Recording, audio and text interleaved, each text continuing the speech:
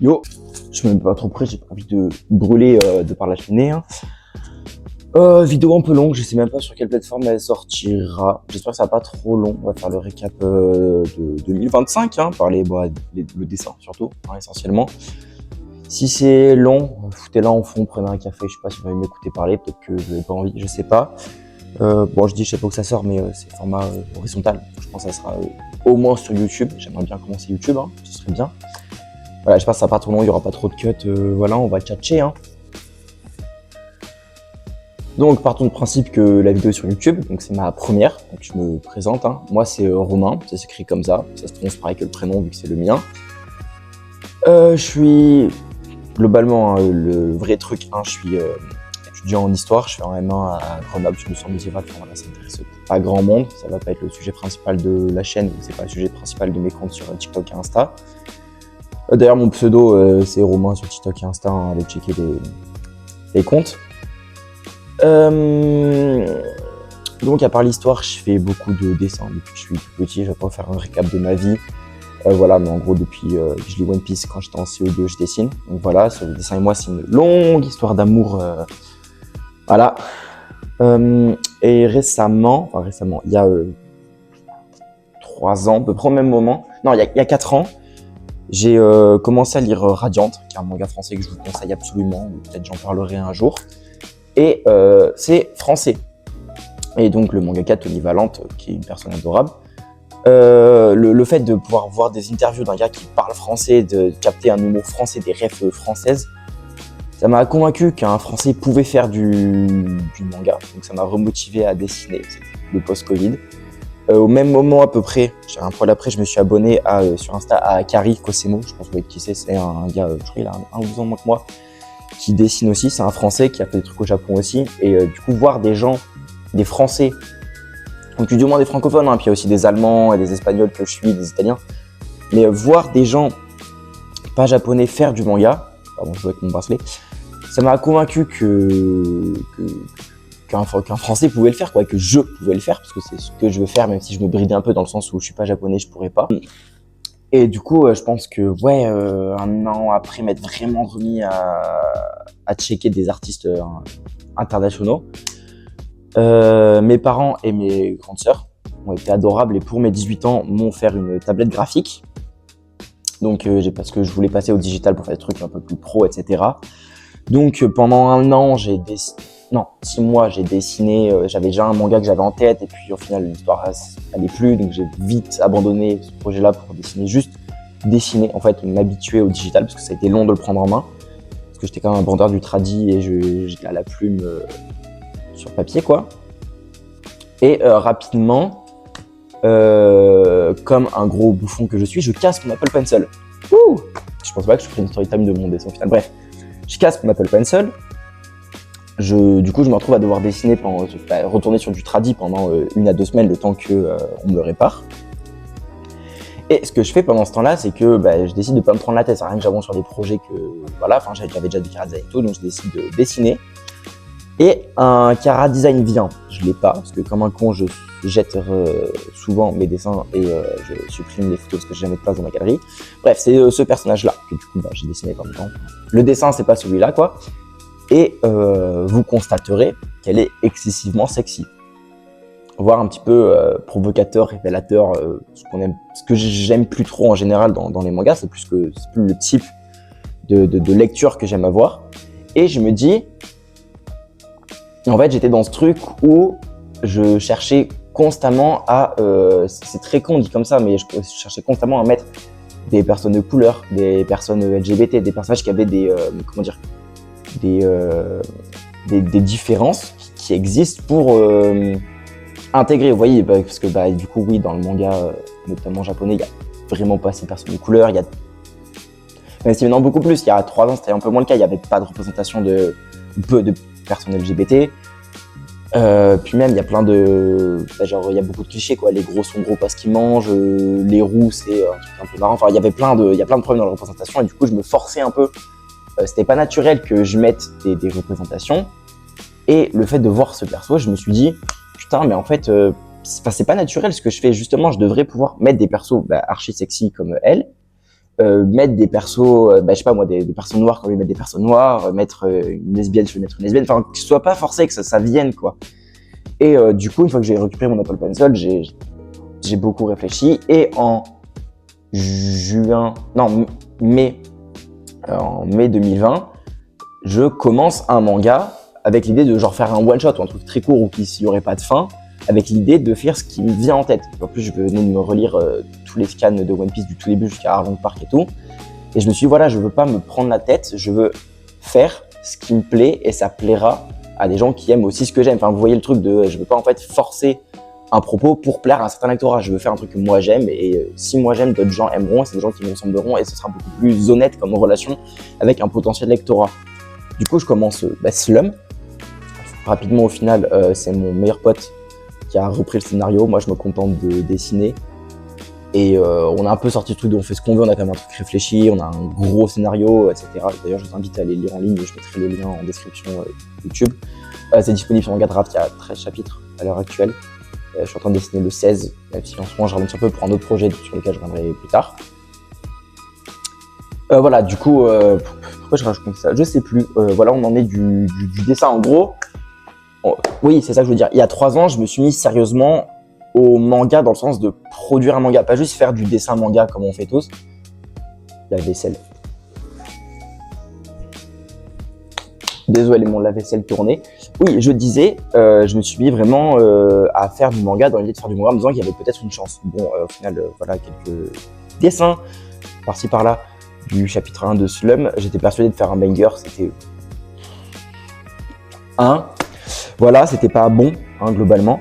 Et donc Slum, ça fait 3 ans que je le dessine. Et là où ça devient intéressant, et c'est pour ça que j'ai envie de faire un peu cette vidéo et tout, pour ensuite refaire un récap de l'année et par les dessins, c'est que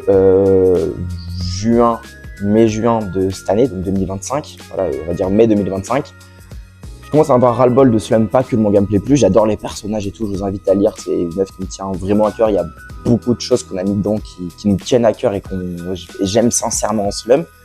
C'est problème tout bête, mais c'est que c'est une œuvre urbaine, dans le sens où ça se passe dans des villes, enfin c'est un truc post-apo, et j'aime pas. Enfin moi j'ai, du coup le dessin c'était vraiment One Piece, Radiant et tout, un peu Fairy Tail même si j'ai lâché.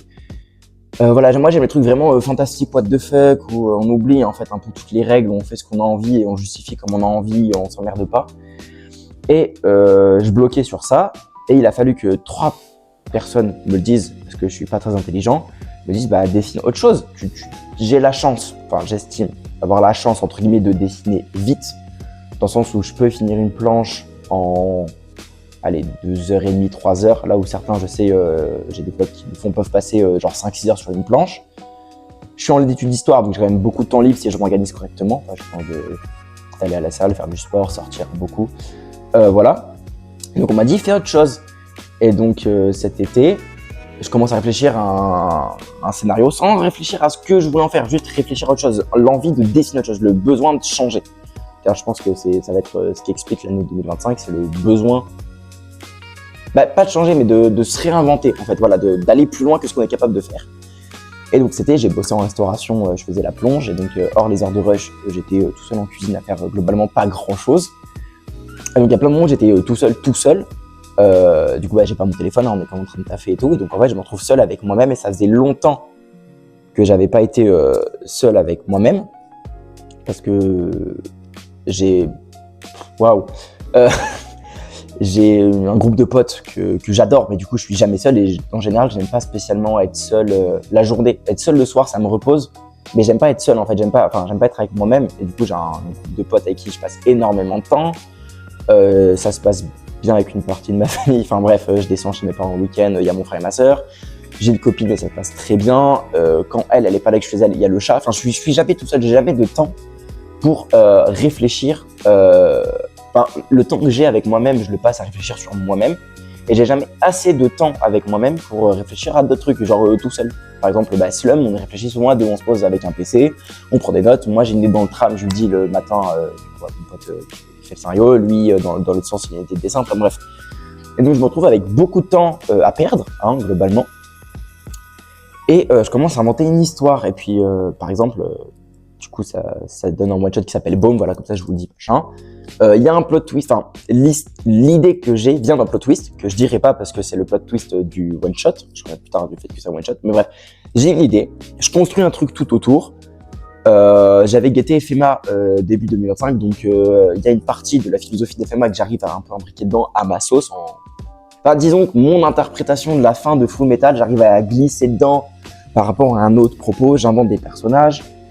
Par exemple, le personnage de Tilo, en fait, son visage vient d'un autre personnage que j'avais, que j'ai remis. Café, c'est inspiré de ma copine, mais il y avait déjà un personnage inspiré, donc c'est un mélange. Par exemple, le prénom de Café, ça vient du fait que ma copine, je lui ai dit, dans un monde un peu médiéval fantastique, t'aimerais faire quoi comme taf? Elle m'a dit bosser dans un café. Et ça n'existe pas, hein, Starbucks, à l'époque du Moyen-Âge. Du coup, elle bosse dans une taverne, mais elle s'appelle Café. Enfin bref, voilà. En fait, je mets tout ce que j'aime, comme Slum il y a 3 ans, où je remets ce que j'aime avec mon recul. Parce que pendant les 3 années de Slum, où je dessinais Slum, je me suis remis à comprendre ce que je disais. Hein. J'ai relu Chainsaw Man pour la 1e fois et c'est devenu mon manga préféré. J'ai compris comment on construisait un propos, comment on construisait une histoire. J'ai regardé énormément de films, j'ai regardé énormément de vidéos qui parlent de films, de vidéos qui parlent de jeux vidéo, d'analyses littéraires. Je me suis retapé des analyses de Berserk, de Chainsaw Man, de Vagabond, de One Piece. Je me suis intéressé au dessous, non pas de la création, mais du concept de création, vous voyez, de comment on appréhende la création. Par exemple, et même sur de la psycho, de la philo, de la théologie. Par exemple, une chaîne que j'ai pas mal signée cette année, c'est Lagan, gros big up à lui, qui parle de plein de philo. Ça m'a grave aidé pour écrire. Il y a quoi? Il y a Intergaming sur le jeu vidéo. Il y a, en ce moment que je regarde, c'est Thomas, je crois, la chaîne, que je regarde énormément aussi. Il y a Anna Selim qui analyse beaucoup. Il y a Koiki Kan. Enfin, beaucoup de chaînes que j'ai découvertes en 3 ans qui m'ont aidé à comprendre comment construire. Et du coup, disons que Slum, c'est moi. Et Baume, c'est moi plus. C'est genre le meilleur, c'est l'apothéose de ce que je suis capable de faire, en tout cas dans l'histoire. Hein, c'est encore une autre histoire. Putain, je brûle. Et donc voilà, donc on en arrive à cet été où j'écris Baume.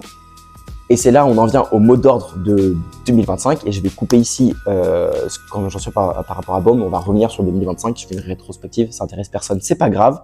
J'espère que vous aimez bien. Je mettrai une petite musique chill en fond sans copyright. Et donc vous verrez pourquoi le mot d'ordre de 2025 a été renouveau et le mot d'ordre de 2026 sera on fait ce qu'on aime. 2025, c'est une année qui a été longue, pas ennuyante, pas difficile. J'ai juste l'impression qu'elle a été longue, comme s'il y avait eu 2 années en une. Le premier semestre de 2025, fin de L3, on a beaucoup de taf avec les collègues. J'ai un mini mémoire à rendre. Donc le premier semestre a été long et court. J'ai dû rendre un mini mémoire. Bon, c'est pas énorme, un mini mémoire, mais c'était quand même énormément de taf. Surtout que sur un sujet, une approche de sujet que je maîtrisais pas. S'il y en a qui s'intéressent, je pourrais raconter ma vie un jour.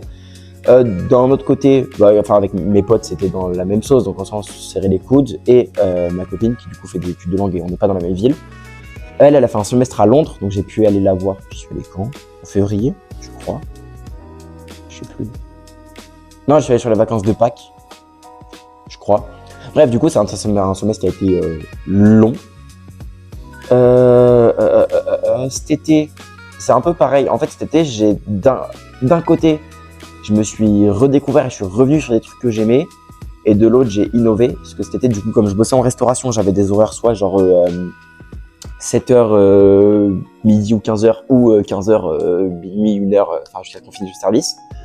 Du coup, comme ma copine, au départ, faisait pas les mêmes horaires, j'avais énormément de temps pour moi, parce que du coup, j'habitais chez elle cet été.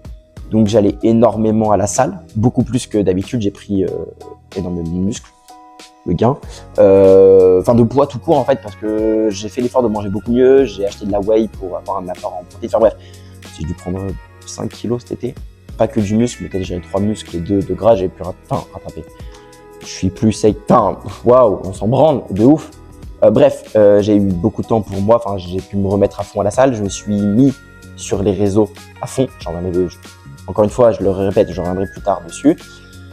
Du coup, j'ai pu commencer à écrire Baume et j'ai pas mal écrit cet été.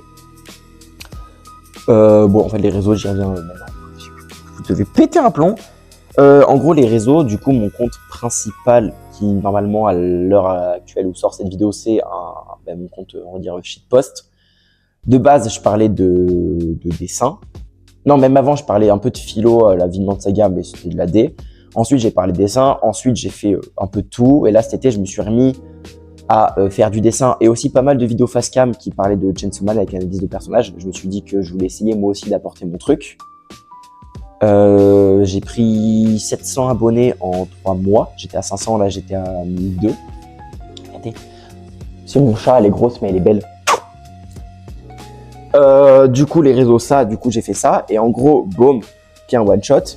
Je voulais en faire la surprise à un pote. Et comme il a pas TikTok, mais que des fois il guettait mon compte TikTok principal, j'ai créé un compte secondaire dédié à Baume en me disant mon compte principal il sera pour Slum et les vidéos des facecam, et le compte pour Baume sera dédié à Baume, et limite c'est un compte que je drop une fois que Baume est fini, c'est juste pour faire la promo. Et ce compte là, là aussi il y a pas longtemps on a passé le palier des 1000 abonnés, on est presque à 1200. Donc normalement alors d'aujourd'hui c'est mon compte de dessin, et du coup ça devient mon compte principal qui porte le pseudo Romain comme ça. Donc je me mets à fond sur les réseaux, j'ai racheté un téléphone, celui-là, pour avoir une bête de caméra parce que j'ai un téléphone de merde, voilà, bref. Et à la rentrée, c'est là que c'est intéressant. J'ai souvenir d'une discussion que j'avais avec quelqu'un qui travaillait au Crous il y a 2 ans, parce qu'il faut savoir que je suis boursier, qui m'avait dit que le Crous, ils peuvent soutenir des projets perso.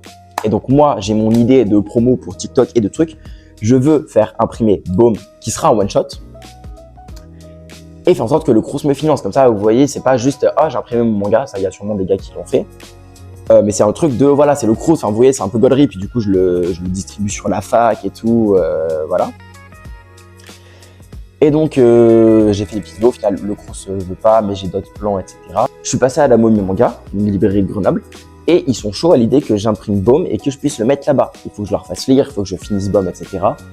Mais ils sont chauds à l'idée que je le mette là-bas. Et moi, mon truc, c'est, je veux que Baume soit plus qu'en one shot, je veux que ce soit déjà un truc physique, que les gens puissent le lire. Et je veux que ce soit l'histoire qui me fasse passer le palier de mangaka amateur random à soit mec connu des réseaux, soit pro. Parce que j'ai envie d'être pro. Je fais de l'histoire, j'adore l'histoire, etc. Mais le jour où j'ai une occasion d'être dans mon pro, je plaque tout, j'en ai rien à foutre. Enfin, en soi, ça joue un peu, mais on se mindfuck à l'idée en France surtout de faire des études. Plus on fait des études, plus on a un meilleur taf et tout. Faut penser à la sécurité, surtout dans la France à Macron. Enfin les gars, on s'en bat les couilles. Enfin, je suis désolé, mais oui, faut se sécuriser. C'est pas tout le monde qui vivra de sa passion et il faut en être conscient. Mais on s'en bat les couilles. Tu fais du sport, admettons, je sais pas moi, tu fais de la boxe, t'es chaud en boxe, tu fais des études. Un jour, ton coach il te dit, t'as le niveau pour passer pro. Balance les études, frère. Au pire, tu les reprendras plus tard. En France, on a la chance d'avoir un système qui fait que quand même, on peut suivre des études. Enfin, moi, il y a une grand-mère retraitée dans ma licence, enfin, qui était dans ma licence, maintenant en master avec moi. Si t'aimes un truc, fais-le. Et moi, j'ai vraiment cette menta. En fait, j'ai appris à réellement aimer mes études, et je pense que c'est le fait de les aimer qui m'a dit que je pouvais les lâcher genre demain. Parce qu'en licence, on fait de tout. Et l'histoire ancienne, l'histoire contemporaine, j'aime pas spécialement. J'aime bien la médiévale et la moderne. Je fais un master de médiévale sur l'histoire de mon coin, sur la tour de Cré et tout. Et j'aime tellement qu'en fait, c'est une passion même titre que le dessin, mais du coup, en fait, je sais que j'arrêterai pas l'histoire si demain j'arrête mes études, et du coup, j'en ai rien à foutre de mon master, globalement. Je l'ai, je suis content, j'ai envie d'être prof, je passerai mon CAPES et la grègue, et tant mieux, si je les ai pas, tant pis, je trouverai autre chose, j'ai envie de faire ce que j'aime. Et je veux pas me cantonner à faire un truc que je dois faire parce que faut penser il faut penser à demain. Mais je m'en bats les couilles d'avoir tel ou tel diplôme. Je veux faire ce que j'aime, et si demain je fais du dessin, je ferai du dessin. Et peu importe ce que les gens disent, mes grands-parents, mes parents, les copains, je m'en bats les couilles. Je fais ce que j'aime, c'est tout. Et donc c'est cette mentalité-là que j'ai pour Baume. Et je me dis, voilà, Baume, ça sera un truc. Et du coup, en plus, j'ai la chance d'avoir une mère et un beau-père qui comprennent ce point de vue-là en partie. Et c'est les deux qui m'ont motivé au-delà d'imprimer Baume. Par exemple, cet été, si c'est possible, de faire la Japan Expo, et si je rencontre des artistes français, leur filer un exemplaire avec mon numéro de téléphone dedans. Soit envoyer le manuscrit de Baume aux éditions en Kama, soit les toquer chez eux, genre faire ce qu'il faut pour que ça marche. C'est très égocentrique de ma part peut-être, mais je sais que Baume a le potentiel d'être quelque chose. Ce que je dis, c'est très subjectif et hypocrite, mais je suis un gros consommateur de manga en général, j'en ai lu énormément. Et par rapport, je parle pas de la qualité graphique, hein, je suis conscient d'avoir énormément de défauts et je dis pas que je suis mercenaire non plus, mais dans la nouveauté que j'essaie d'amener, dans la façon de faire, je ne me cantonne pas à ce qui a été fait. Et je sais que Baume, mais comme sûrement plein d'autres mangas amateurs, c'est mieux qu'une grosse partie de ce qui sort actuellement, notamment au Japon. Parce que le Japon, avec leur système éditorial de cons de merde, ils peuvent pas se réinventer. Et s'il faut se réinventer, c'est dans le cadre du shonen. Je pense par exemple à Jotsu qui a su sortir du cadre sur la fin parce que c'était déjà implanté et que les gens ont capté le côté what the fuck. Mais oui, voilà, Baume, j'estime que c'est plus intéressant, en tout cas, qu'une grosse partie de ce qui est en train de sortir et que, du coup qu'on a édité en France, et que ça vaut la peine, du coup, au moins que quelqu'un se dise ça vaut la peine si, et vous voyez comme un milliardaire qui dirait en vrai c'est gaulerie, moi c'est un peu d'argent dépensé. Voilà, s'il y a quelqu'un d'extrêmement riche qui passe sur la vidéo, dis-toi que ça vaut la peine de me filer 10 000 balles pour que j'arrête mes études, enfin j'en sais rien. Mais voilà, j'ai envie de faire un peu comme à la Tatsuki Fujimoto, l'auteur de Chainsaw Man, c'est genre je fais ce que j'aime parce que je sais que ça vaut le coup. Et je sais que je suis pas quelqu'un de bête foncièrement, je suis capable de comprendre ce que je lis et de le réutiliser, je suis quelqu'un de sensible, enfin, j'ai tous les traits d'un artiste, genre waouh, c'est, oh, je suis un gros fils de pute, oh le con. Je suis capable de produire quelque chose qui vaut le coup et j'en suis conscient et je sais que Baume est capable de faire quelque chose. Et donc voilà, 2025, c'est l'année où je me réinventais, je me suis retrouvé en même temps de me reconstruire. Enfin, j'ai pas vécu des trucs de ouf cette année, hein, mais j'ai compris qui j'étais en changeant en partie qui j'étais, en assumant plein de trucs et en étant conscient de ce que je suis capable d'être. Et voilà, donc 2025, c'était le renouveau. On fait Baume, Baume, c'est un vent de fraîcheur, ça me fait du bien, j'adore dessiner Baume, j'en ferai quelque chose. Et 2026, ça sera mon année. 2026, je ferai quelque chose de mon dessin. Pas forcément Baume, j'ai d'autres idées de one-shot, il y a autre idée encore, mais il y a Kibu News qui ont financé un magazine. Je ne sais pas exactement tous les détails du projet, mais c'est Fragment 2 avec plein d'artistes français, etc. Quand il y aura l'occasion peut-être de faire un 3, je leur mettrai un DM parce que j'ai une idée de one-shot qui devrait convenir à ce qu'ils attendent d'un one-shot parce qu'ils ont tout ce truc de il faut qu'il y ait un élément particulier qui ressorte et j'ai des idées. J'enverrai des messages, je DMerai des gens, je ferai les trucs. Voilà, de 2026 sera mon année. Je sais pas à quoi sera la vidéo si des gens m'ont écouté. Je sais pas sur quoi ça sort. Merci d'avoir été jusque-là si vous avez été jusque-là. Abonnez-vous si ça vous plaît, si vous voulez en voir plus, si vous voulez juste m'écouter parler. J'essaierai de faire plus de vidéos si ça marche un peu, des petits vlogs et tout. Je vais me remettre à fond à la salle. Je vais essayer de vlogger ma vie, de faire plus de trucs avec mes collègues, sortir plus, faire des urbex, des randos, des soirées au bar, des soirées JDR, des trucs patati patata. Énormément de dessins, évidemment. Je vous tiendrai au courant de Baume. Je verrai si ça marche, mais je filmerai un max. J'essaierai de faire de la promo. Peut-être que je serai sur place à Grenoble, machin. Enfin bref, voilà. Portez-vous bien. À toutes et à tous, une très bonne année 2026. Ça sera votre année. Voilà. Écoutez pas les gens, écoutez-vous vous-même. Soyez audacieux sans être stupide. Soyez un petit peu prudent. Faites ce que vous aimez. Chopez des occasions dès que vous pouvez, même créez-vous des occasions et prenez soin de vous, la santé, c'est le plus important.